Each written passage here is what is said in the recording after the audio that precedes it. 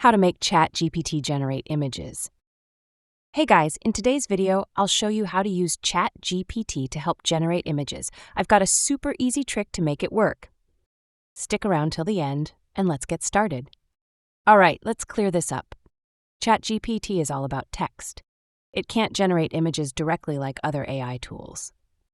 But it can help you write perfect prompts for AI image generators. And trust me, the better the prompt, the better the image. To get started, just ask ChatGPT to describe an image in detail.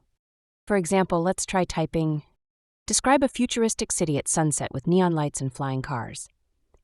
ChatGPT will spit out a super detailed description, including colors, lighting, and even atmosphere. Copy that text. We're going to need it. Now that we have a solid prompt, it's time to bring it to life. Here are some awesome AI image generators, like DALL, which is made by OpenAI, same company as ChatGPT. And Midjourney, super artistic, works on Discord and many others. Pick any of these and let's generate some images. Simply paste the prompt into your chosen AI tool. Hit Generate, or whatever the button says, and that's it.